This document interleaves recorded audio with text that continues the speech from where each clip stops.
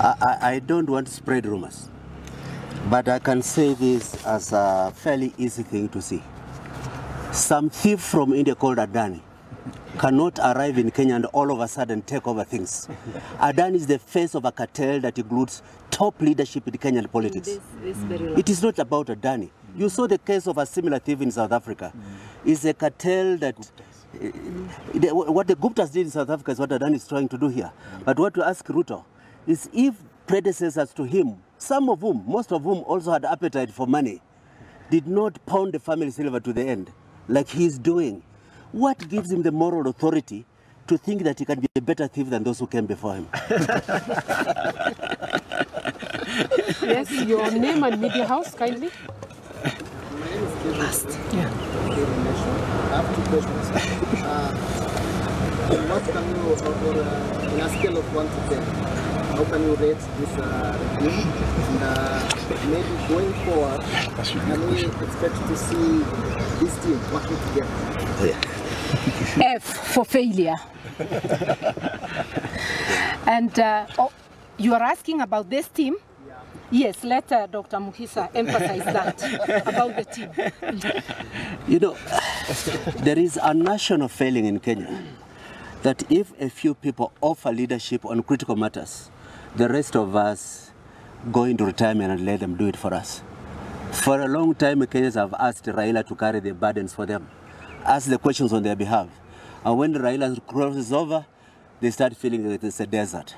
Similarly, when Gen Z started showing that there's still the blood of national pride in a young generation in this country, a lot of others stepped back and said, let the Gen Zs take it. But what message are we saying? We share responsibility for the tomorrow of this country. We have shared experience and pride about service in public life, where we have served with integrity, without letting greed override us.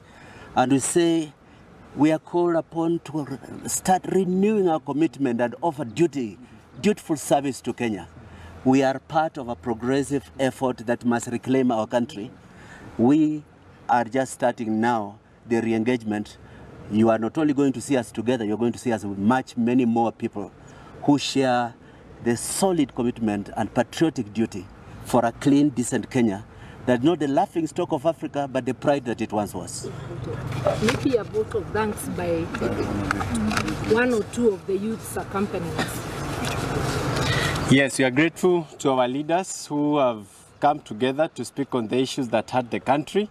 And we are firmly behind them as the youth of this nation, because we want leadership that is informed by the love for this country and the future of this country. So as the youth of this country, we are solidly behind them and affirming that we are going to stand behind every leader who stands for integrity, who stands for accountability, and who stands for responsibility for anyone who is in office. Thank you. So that's the end. Thank you very much. That's the end of our presser today. We thank you so much for making time to come and listen to the State of the Nation address. Asanteni sana. I had a phone.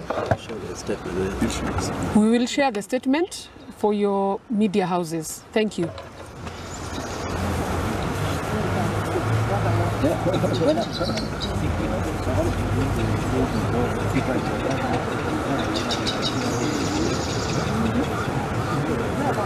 It's about our future, the future of every child born in this country, whose dreams are now mortgaged to service a debt they had not part in creating. Oda's debt is debt that is incurred not for the benefit of the people, but to oppress them. And what have we seen? We are borrowing not to build schools, hospitals, or infrastructure that lift the nation. We are borrowing to pay other loans. A vicious cycle that enriches foreign lenders while impoverishing the people of Kenya. What development can arise from such an arrangement? What prosperity can come from a system that prioritizes debt repayment over the welfare of its citizens? This borrowing, dear patriots, is not only reckless but unconstitutional. Article 201 of our Constitution says out of the principles of public finance, openness, accountability, and assurance that public debt shall only be incurred in a manner that ensures future generations are not saddled with untenable burdens. Yet here we are, our sovereignty compromised by those who wield the pen of fiscal irresponsibility. We have become beggars in our own country. Behold to international financiers whose interests lie not in the development of Kenya, but in the perpetuation of our financial dependency. Let's examine this closely.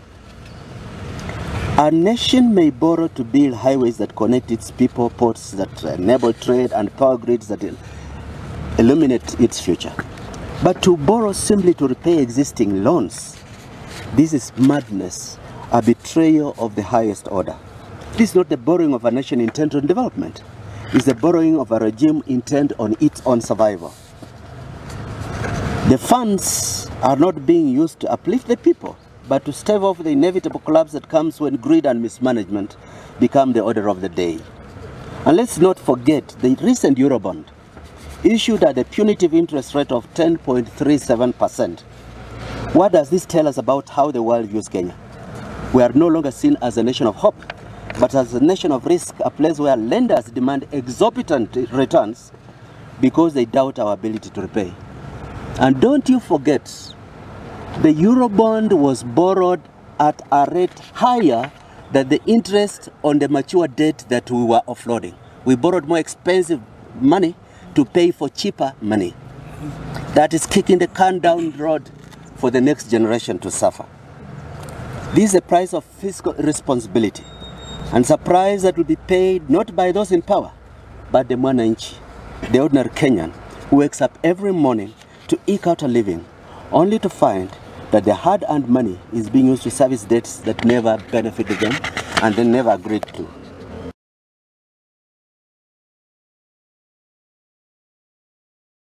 Consider this. 54% of our revenue is now funneled into debt repayment. Over half of our national income is being siphoned away, leaving us with mere scraps to address the pressing needs of this nation. Schools are collapsing, hospitals are underfunded, infrastructure projects have ground to a halt, not because we lack the resources, but because those resources have been squandered. The dreams of development have been traded for the nightmare of austerity, all in the name of servicing a debt that should never have been incurred in the first place. What we are witnessing is a form of modern day colonization, not by foreign powers with guns and flags, but by faceless financiers and shadowy intermediaries. We are being colonized by debt. Our sovereignty, our very ability to determine our own future is being sold off piecemeal in the form of bonds, loans, and financial obligations that do nothing but enrich those who hold them. But this is not the Kenyan way. Our forefathers fought, bled, and died for the right to self-determination. They did not fight for us to be reduced to a status of financial serfs, chained to the whims of leaders whose only interest in Kenya is how much profit they can extract for themselves. We, the people, must rise and declare this, that it's enough. Enough is enough. We must demand transparency in our public finances. We must demand that every shilling borrowed be accounted for, and that it be used for the public good, not to line the pockets of the powerful.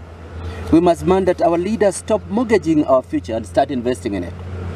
And above all, we must demand that the Constitution be upheld, that borrowing for debt repayment be stopped, and that public resources be used to develop the nation, not to enrich a select few.